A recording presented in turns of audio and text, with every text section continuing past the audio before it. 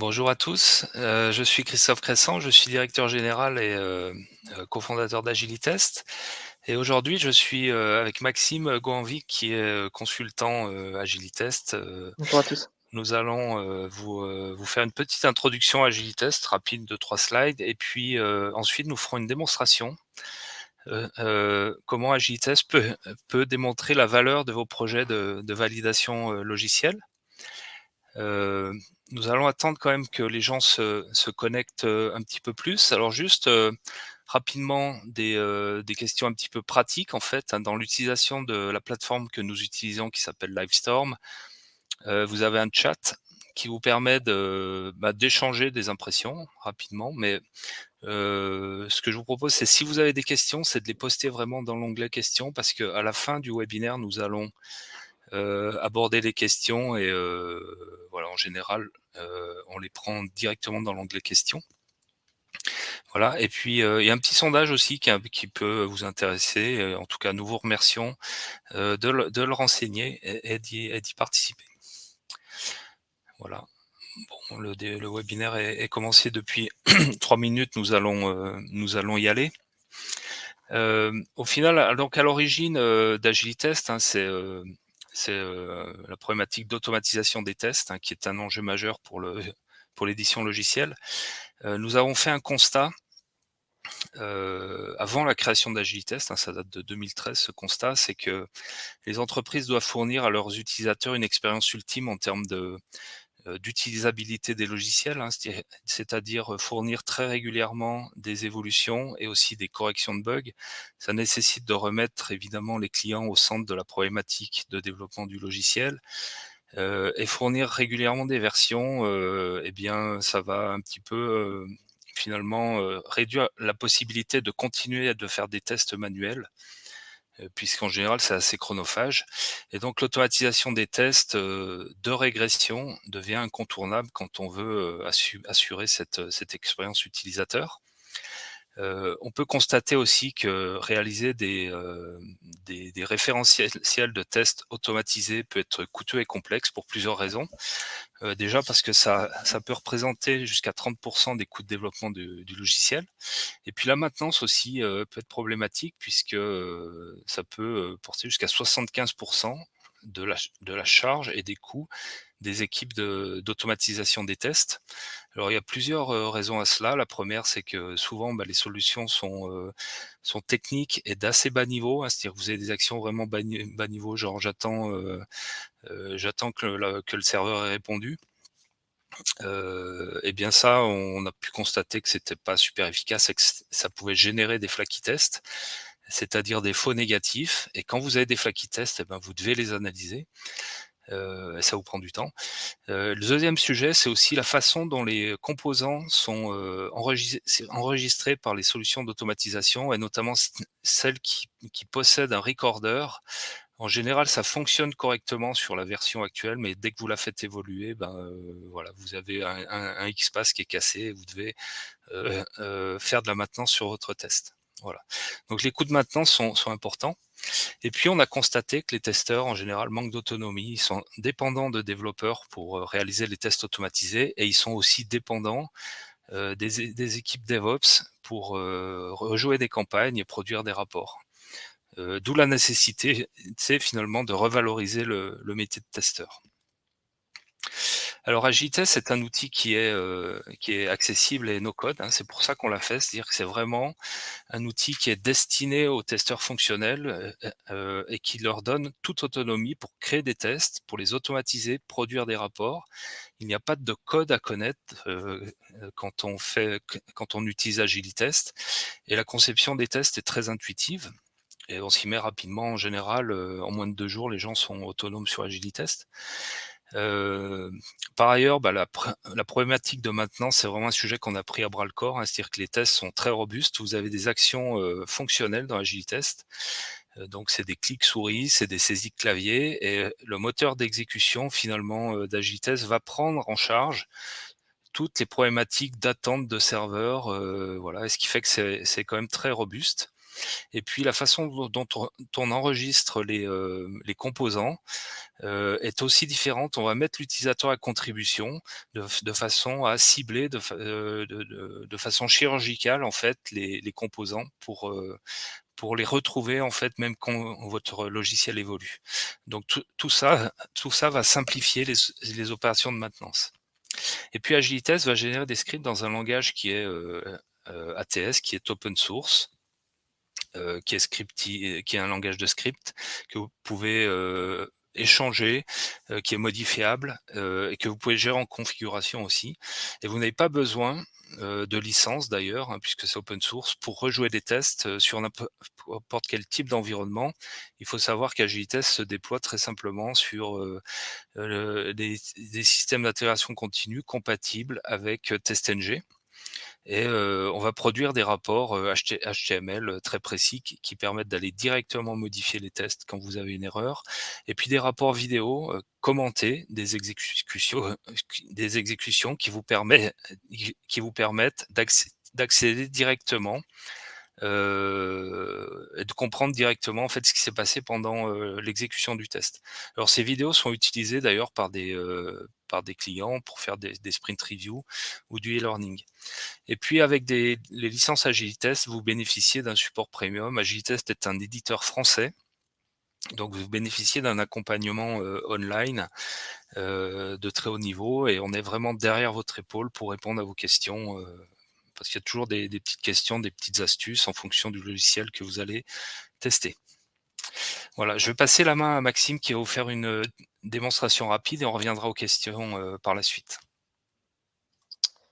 Hop, alors je vais vous partager mon écran. Tac. Vous devez voir mon écran apparaître. Donc vous allez retrouver ici l'interface d'Agilitest. De manière très simple, comme l'expliquait Christophe, Agilitest est un client lourd qui va se déployer sur la machine. 2 éléments importants au niveau de la configuration. Le premier élément est le package ATS qui va inclure en fait les librairies et les différents drivers, pour pouvoir, tout simplement faire communiquer l'outil avec les applications que l'on va tester. Et le deuxième élément, ça va être le JDK qu'il va, falloir, avoir sur la machine, qu'on vous propose de récupérer directement depuis Agilitest avec le bouton télécharger. Il vous faudra une version 11 au minimum. Une fois que vous avez donc contrôlé ces 2 éléments, ici vous avez un éditeur qui est fonctionnel, et pour se familiariser avec l'interface, on va retrouver une vue d'édition, donc c'est l'écran principal dans laquelle vont venir s'ouvrir les scripts sur lesquels je vais travailler. Un explorateur de projet sur la gauche, donc là dans mon cas, j'ai déjà un projet de chargé et on va pouvoir travailler dessus ensemble, lors de la démonstration. On va retrouver une partie administration de projet, tout en haut à gauche. On va pouvoir créer un nouveau projet, gérer les sources projets, créer un nouveau composant, notamment un nouveau test ATS. Et puis une partie tout en haut à droite, administration de l'éditeur. On va pouvoir jouer sur la configuration des outils et des différents modules potentiellement d'Agilitest. Dans mon cas, je vais prendre un script déjà existant. Donc, première chose à noter, un répertoire de projet a une structure prédéfinie qui va orienter l'utilisateur finalement dans la construction de ses tests. Nous, le répertoire qui va nous intéresser est celui-ci, le répertoire ATS, puisque l'ensemble des tests que l'on va créer vont être des fichiers .ats, ATS pour Action Test Script, et donc par défaut, l'ensemble des tests que l'on va créer vont se positionner dans ce répertoire. Moi, dans mon cas, je me suis organisé, selon les technologies que je vais tester. Vous avez la main pour créer potentiellement des sous-répertoires à l'intérieur et suivre votre propre organisation, qu'elle soit technique, fonctionnelle, métier, peu importe, mais ça vous permet de vous organiser. Ici, je vais aller chercher un premier test, celui-ci par exemple, et ce qu'il faut avoir à l'esprit, c'est que ce que l'on vous représente ici dans l'éditeur, c'est l'interprétation graphique du code ATS. Chacune des actions vont finalement être, interprétées ici dans cet éditeur à partir, de la description ATS qui va en être produit à l'intérieur de ce test. On va retrouver donc une barre d'action tout en haut qui va nous permettre d'intégrer ces actions au script. Chacune de ces actions va être liée à des fonctionnalités en tant qu'utilisateur que vous allez pouvoir, mettre en place et chacune de ces fonctionnalités est paramétrable beaucoup plus en détail à l'intérieur de cette action, puisque par exemple un clic de souris, ça peut être un clic gauche, un clic droit, un double clic. Vous pourrez rentrer en détail, précisément sur cette action. La toute première chose que l'on va faire, lorsque l'on va démarrer un test, c'est l'ouverture d'un canal. Ce canal, en fait, c'est le lien vers l'application que l'on va tester. Dans mon cas ici, je vais aller cliquer sur Canaux et je vais faire démarrer le canal.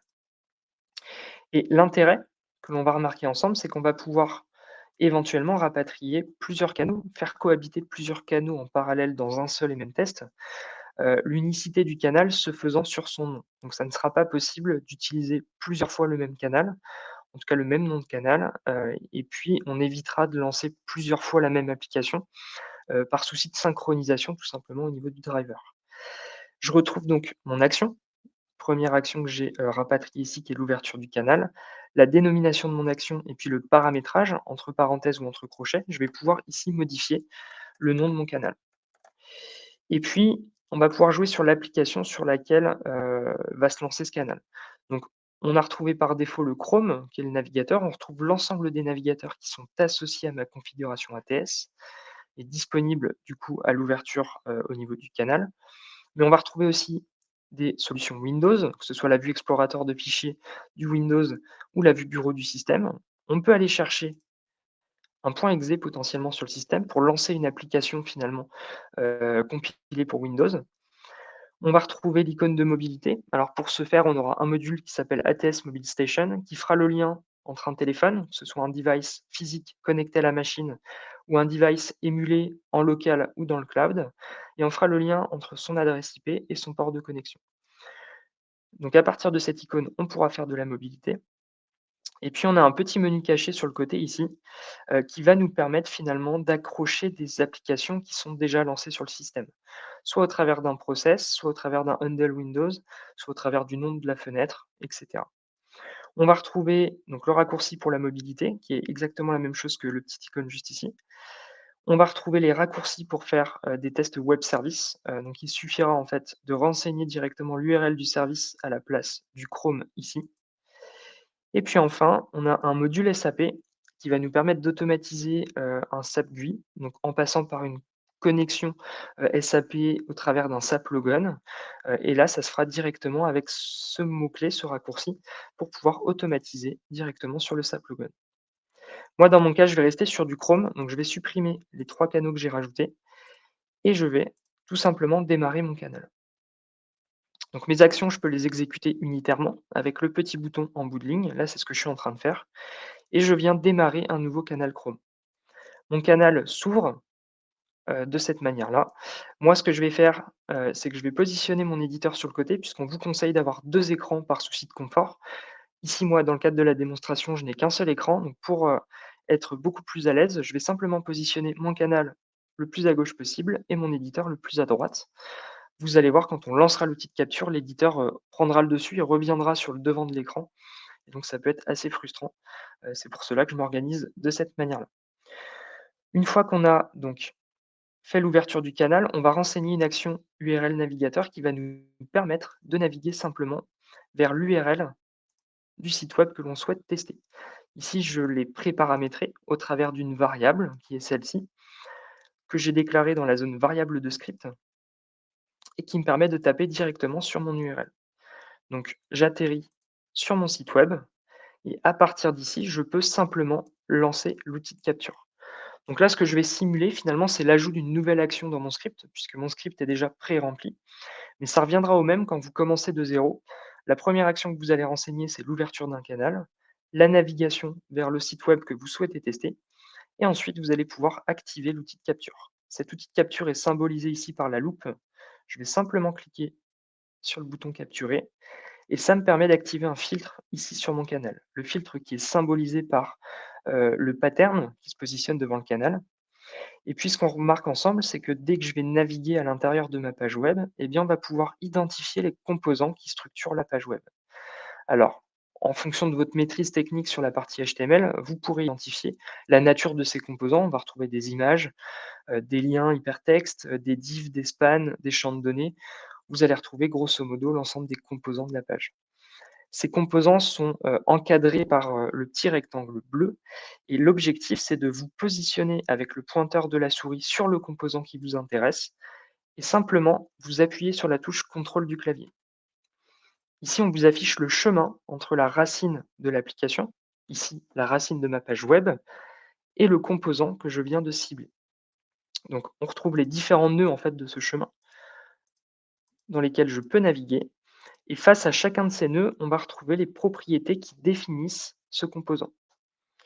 L'objectif, contrairement à un outil qui va utiliser un recorder intégré, ici ça va être à vous de sélectionner le chemin pour construire un XPath relatif finalement, à l'aide de ces locators pour identifier correctement le composant qui vous intéresse.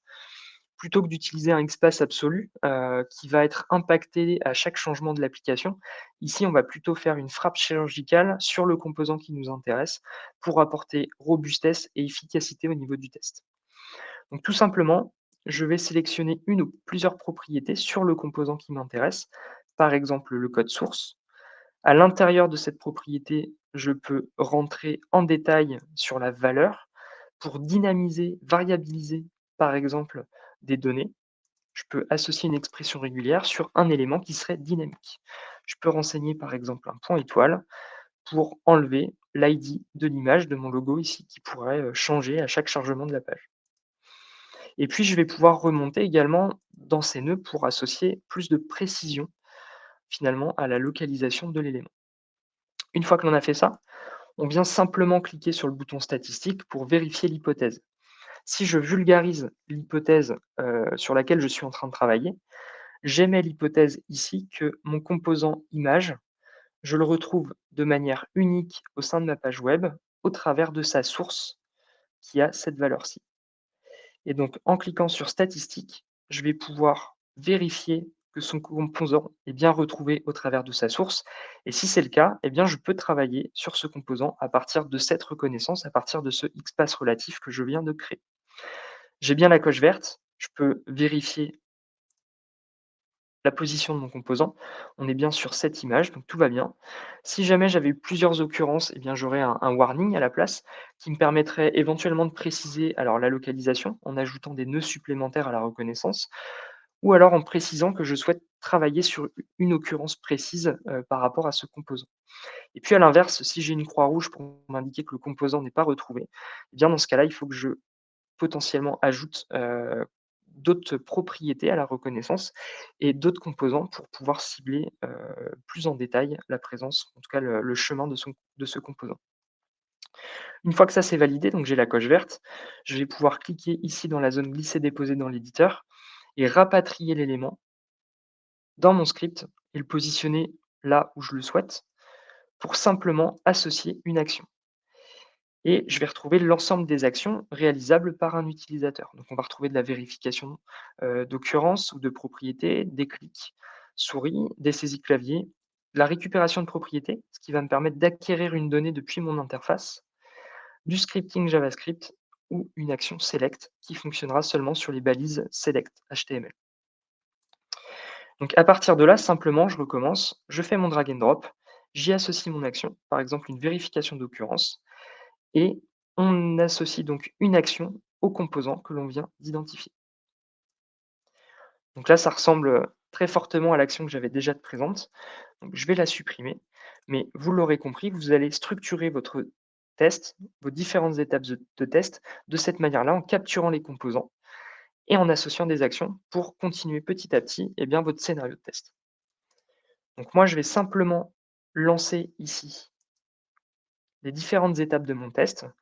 Donc on va retrouver l'utilisation d'un sous-script. Agilitest va vous permettre d'utiliser des briques fonctionnelles. Ici, ce sous-script me permet par exemple de faire une recherche de produit dans mon champ de recherche et de l'ajouter à mon panier. Et cette brique fonctionnelle, en fait, va vous permettre d'utiliser des jeux de données par-dessus. Ce jeu de données, c'est celui-ci.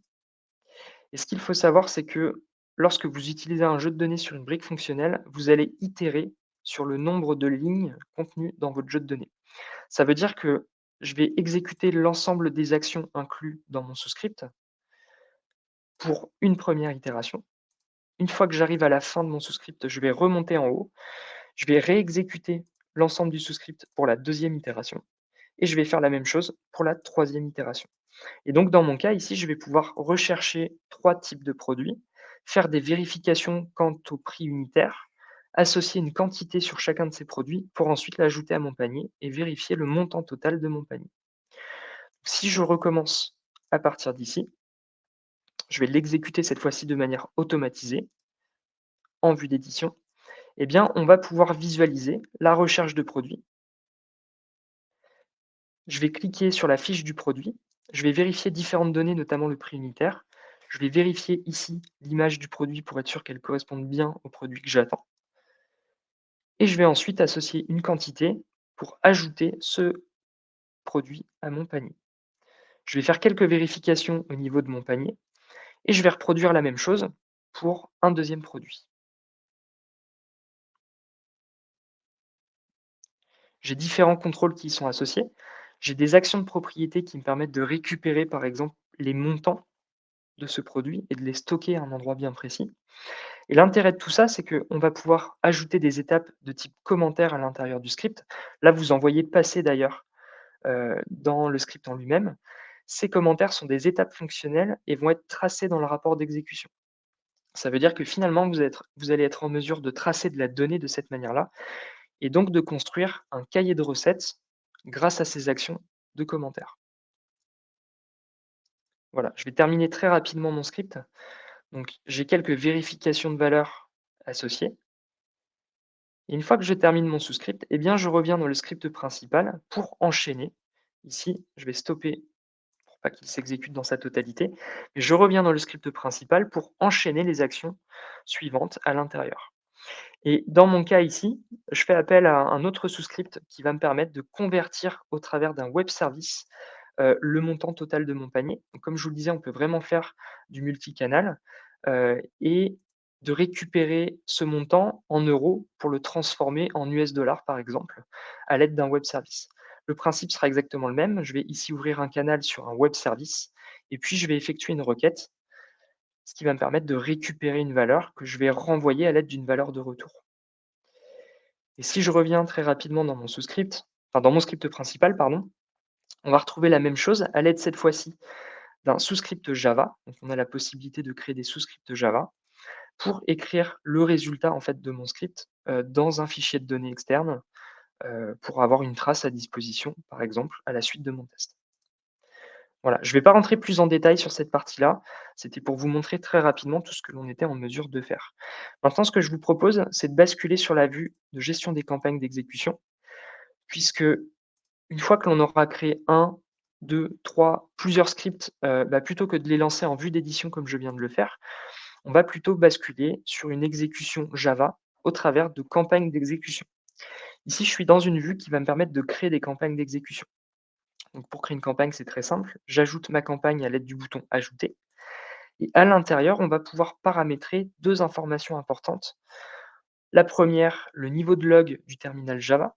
Cette campagne va s'exécuter en Java. Et donc à l'intérieur, on aura un terminal d'exécution qui par défaut sera en silencieux. Donc je vais pouvoir jouer sur le niveau de log à l'intérieur de ce terminal. On va pouvoir activer les rapports, un premier niveau de rapport qui est le rapport visuel notamment, le rapport ATSV, qui est la vidéo d'exécution qu'on ira voir plus en détail juste après, et le rapport XML qui vous permettra d'intégrer les résultats de la campagne à d'autres outils externes au travers d'un export XML au format TestNG. Une fois que vous avez paramétré tout ça, eh bien, vous allez associer les tests à cette campagne. Donc, soit je vais pouvoir aller chercher les tests un par un à l'aide de ce petit bouton. Je peux également faire un drag and drop à partir de mon explorateur de projet et des différents répertoires associés. Mais surtout, je vais pouvoir faire du filtrage par groupe d'exécution. On a la possibilité de gérer des groupes d'exécution et d'associer à ces groupes des tests bien précis. L'intérêt, c'est qu'en filtrant par groupe, eh bien, simplement, en précisant les groupes qui m'intéressent, je vais pouvoir associer les batteries de tests qui sont pré-paramétrées à l'intérieur de ces groupes, plutôt que d'aller les chercher à la main, un par un. Je vais enfin pouvoir paramétrer des paramètres d'exécution, plutôt que d'insérer une URL directement au travers d'une variable dans un test, eh bien, je vais pouvoir paramétrer l'URL au niveau de la campagne la campagne va consommer la valeur de cette URL et la diffusera à l'ensemble des tests qui pourront réutiliser cette valeur très simplement. L'intérêt, c'est que vous allez pouvoir créer une campagne qui va pointer, par exemple, sur votre environnement de validation, une autre campagne qui va pointer sur votre environnement de pré-prod, etc., etc. Et donc, vous consommerez les données en fonction de la campagne que vous sélectionnez. Une fois qu'on a paramétré tout ça, on va simplement pouvoir donc sélectionner une ou plusieurs campagnes à exécuter. Moi ici, je vais en sélectionner qu'une seule. Je vais activer le rapport final qui sera un rapport HTML qui va synthétiser le résultat de la campagne d'exécution. Je vais lui demander de l'ouvrir à la fin de l'exécution et je vais pouvoir jouer sur différents niveaux de rapport. Ici, je vais prendre le rapport optimal avec les screenshots en face de chaque action. On va pouvoir générer un rapport de validation. Celui-ci, en fait, va être à peu près la même chose que le rapport HTML, sauf qu'il va se concentrer uniquement sur les étapes fonctionnelles. Donc, toutes les étapes transverses, le fait de lancer un canal, de naviguer vers une URL et les actions de complaisance, on va dire, pour pouvoir réaliser le scénario, vont être vont pas apparaître tout simplement à l'intérieur de ce rapport de validation et vous aurez seulement les étapes fonctionnelles à l'intérieur. Donc, une fois que j'ai paramétré tout ça, je vais simplement cliquer sur exécuter. À partir de ce code ATS, je vais générer du code Java. Ce code Java, je vais le compiler et puis je vais l'exécuter. Si je clique dessus, on va suivre le workflow de génération, de compilation, et puis on va avoir le terminal Java qui va se lancer. Le voici. Donc, on va retrouver différentes informations en fonction du niveau de verbosité que l'on aura paramétré. Ici, on voit qu'il lance mon premier test. J'ai mon canal qui s'ouvre sur la gauche. Donc, je vais le laisser s'exécuter tranquillement. J'ai volontairement 2 tests à l'intérieur de cette campagne. J'ai un test qui va être valide, qui est celui-ci, et j'ai un deuxième test qui va être en erreur. Et donc, on va pouvoir regarder ensemble comment on va analyser derrière ce rapport d'exécution.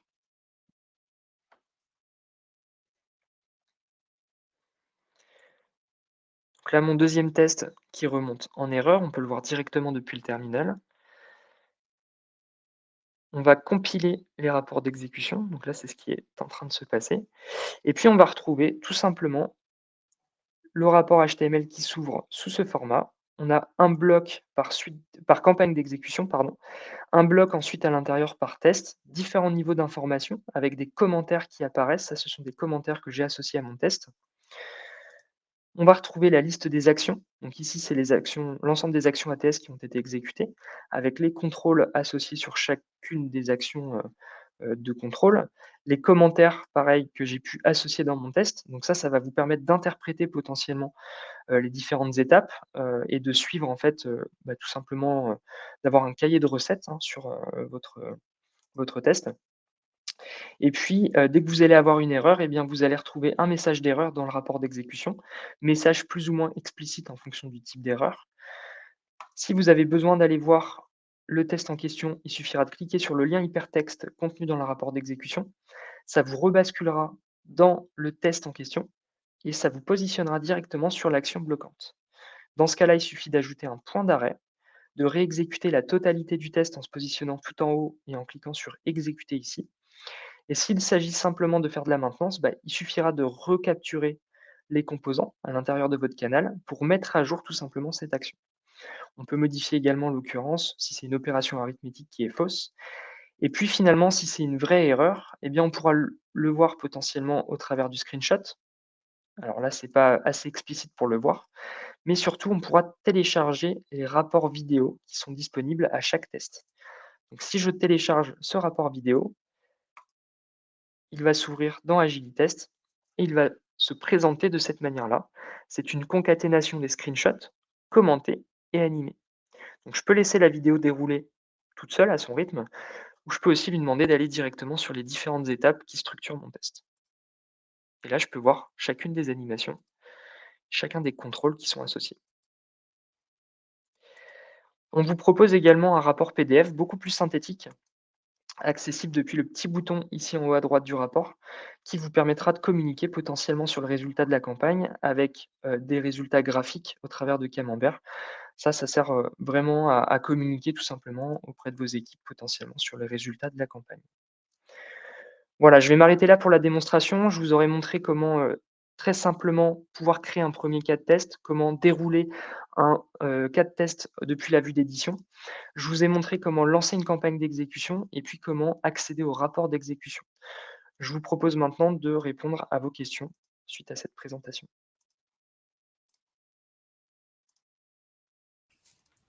Merci Maxime. Je vais reprendre la main sur la présentation. Eh bien, nous sommes à votre disposition pour répondre à toutes les questions que vous pouvez poster sur l'onglet questions. Alors, pas de questions pour l'instant. J'ai trouvé que c'était très clair, ta présentation Maxime, donc Merci. ça peut expliquer qu'il y ait pas de questions. N'hésitez pas, hein, si vous avez des questions d'intégration, des questions techniques, enfin voilà, c'est le moment de les poser, donc n'hésitez pas. Sur l'intégration continue, sur les technologies supportées, sur, la customisation des rapports. Alors, on a une première question, de Lydie. Alors, est-ce que Safari est pris en charge? Alors actuellement, Agilitest est un client lourd qui s'installe sous Windows et qui permet de faire des tests de navigateurs qui sont aussi sous Windows et la technologie ATS, va exécuter aussi des tests sous, des environnements Windows. Mais nous avons un engagement de porter la technologie sur les environnements, Unix et notamment Linux, et macOS, dans le courant de l'année prochaine. Donc pour pouvoir supporter notamment sur macOS, nous supporterons Safari donc et nous l'aurons de façon native, hein, puisque là ce que vous avez compris, c'est qu'en faisant un test sur, un navigateur, et ben, on peut simplement en changeant le nom du navigateur, rejouer ce test sur un autre navigateur. Voilà donc le support Safari tombera tout seul en natif quand on aura le support, macOS, d'Agilitest. Et il faut savoir que Safari, on le supportait d'ailleurs, à la création d'Agilitest puisqu'il était encore, disponible sous Windows. Voilà pour cette question. Y a-t-il d'autres questions? Alors j'en profite de mon côté tant qu'on n'a pas encore de questions. Je ne l'ai pas précisé, mais vous pouvez, modifier la version des navigateurs que vous utilisez. Par défaut, Agilitest intègre le tout dernier driver, hein, pour, les navigateurs. Donc si vous êtes sur un Chrome, par exemple 72, nous aujourd'hui on est sur une version 105 ou 106 de mémoire, je ne m'en souviens plus. Ça veut dire que dans la configuration ATS, vous pouvez préciser, que vous allez utiliser le driver version 72 pour correspondre à votre version à vous. Donc ça, c'est totalement réalisable. On a le cas d'ailleurs assez couramment chez nos clients, donc ça peut se paramétrer sans problème. Alors nous avons une nouvelle question d'Abderrazak. Dans un contexte CI, est-ce que le reporting du CI peut totalement être intégré avec celui, d'Agilitest présenté? Alors, quand on intègre une exécution, de script ATS dans un système, CI, au final, il y a très peu de customisation, hein. Il y a 2-3 passes à modifier, 1 ou 2 fichiers YAML à configurer et en général, les rapports qui sont produits par Agilitest peuvent être récupérés. Donc c'est pareil, c'est du scripting qui peut être mis en place, dans le système CI, peuvent être récupérés sous forme d'artefacts et remontés au niveau du système d'intégration continue. Et après, il y a des possibilités dans les systèmes d'intégration continue de parser les fichiers et puis voir, ce qui se passe après au niveau des exécutions. Notamment, on peut regarder, les problématiques d'historique d'exécution des mêmes campagnes de test et ça se fait directement au niveau du système d'intégration continue. Une autre question de Patrick. Pour les tests sur mobile, on se connecte à l'APK, quel que soit l'environnement et langage, natif ou non. Comment se déroulent les tests sur mobile avec Agilitest? Alors évidemment, il y a une partie, où il va falloir déployer l'APK sur la machine. On fournit des outils qui permettent de le faire. Et ensuite, pour faire le lien avec, un mobile qui est installé, alors quelque part sur le réseau, on va dire, hein, ça peut être sur la machine du testeur, ça peut être un mobile, qui est installé sur une machine d'intégration continue ou sur un serveur. Et donc, il suffit de lancer ATS Mobile Station, donc qui est une solution, logicielle que nous fournissons avec Agilitest, mais qui est open source et ATS Mobile Station va scanner les ports USB de la machine sur laquelle il est installé pour vérifier quels sont les téléphones mobiles physiques qui y sont connectés. Il va scanner aussi les téléphones, les environnements virtuels qui peuvent être déployés aussi et disponibles.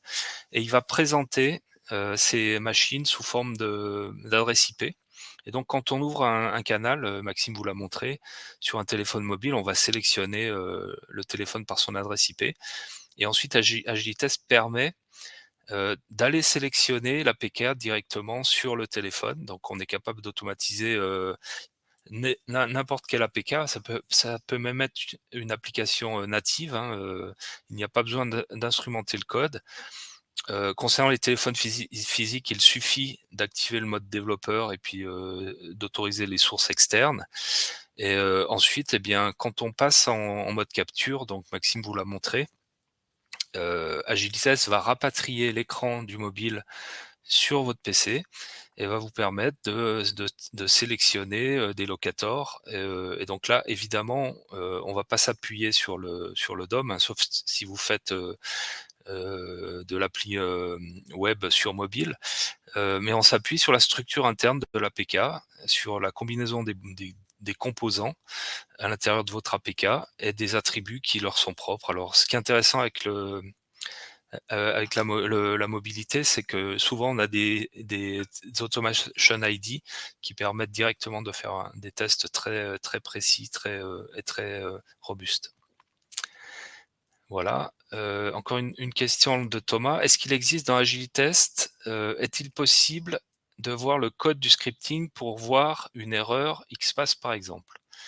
Alors oui, on peut voir, peut-être Maxime, tu peux montrer comment on regarde le code ATS dans Agilitest? Ouais, je vais vous le présenter. Peut-être en repartageant. Hop, je repartage mon écran. Donc là, vous devez voir à nouveau, mon écran. Donc tout simplement à partir du test, en fait, sur lequel vous êtes, on aura accès à un petit raccourci, ça s'appelle les en-têtes de script. Je rebascule dans la vue ici, qui est juste là et je vais pouvoir accéder à la vue. Donc là, je suis en vue d'action, mais je peux basculer sur la vue ATS. Donc concrètement, en fait, le code ATS va ressembler à ça et je peux voir également le code Java. Ici, c'est seulement une interprétation puisque le projet n'est pas encore compilé, d'accord? Mais voilà, vous allez pouvoir voir finalement la translation des actions ATS, avec ce code Java. Et donc la question c'était, est-ce que je peux voir les erreurs de XPath? Potentiellement, alors, non, vous ne le verrez pas directement puisque, vous voyez pas le composant de manière explicite. Si je prends un exemple, si je prends celui-ci, en fait, ça ne vous permettra pas de le retravailler ce XPath directement heu, à partir de cette façon de faire, en fait, puisque là, si on regarde un exemple de clic sur un bouton, le XPath n'est pas forcément construit comme vous l'attendez en termes de XPath. Donc, ça vous permettra pas de l'interpréter directement. Et si je le mets en mode Java, ça sera exactement la même problématique. Alors il faut juste que je retrouve mon action. Ici, j'ai une mouse key. Hem, Si voilà, ça vous permettra pas forcément de l'interpréter avec le XPath, quoi. Donc le plus simple, ça reste quand même de passer par Agilitest puisque, en fait, vous pourrez très simplement vérifier qu'une action est toujours réalisable ou pas avec le petit bouton ici, loop, qui vous permettra tout simplement de vérifier que le composant en question est bien retrouvé ou non sur la page applicative. Et donc si c'est pas le cas, ça veut dire qu'il faudra soit reprendre, la manière d'identifier le composant, soit ça veut dire tout simplement que, le composant est pas présent du tout sur la page, et donc que vous êtes pas dans l'état attendu. Voilà. Merci Maxime. Une nouvelle question, donc, est-ce que les tests iOS sont pris en charge? Oui. Alors pour iOS, il faut, déployer, Xcode sur une machine Mac, qui va faire le lien entre, ben, votre PC sur lequel est installé Agilitest et puis un téléphone mobile, qui est connecté au Mac. Voilà, c'est imposé par Apple, hein, donc sous Mac, vous allez pouvoir faire des tests iOS et Android, et sous PC, uniquement Android pour l'instant. Parce qu'il faut déployer Xcode, et puis il y a des certificats qui permettent aussi de piloter les mobiles iOS. Mais par contre, ça fonctionne exactement de la même façon, c'est-à-dire vous allez rapatrier l'écran de votre mobile sous iOS au moment de la capture et sélectionner les composants de votre application pour identifier des locators et créer des tests. Voilà. Y a-t-il d'autres questions? Alors évidemment, hein, si vous souhaitez avoir plus de précision sur les questions qui ont été posées et qu'on vous fasse une démonstration, vous pouvez prendre rendez-vous avec nous, et puis nous ferons un plaisir de vous présenter la problématique que vous avez levée. Alors je vais repartager mon écran.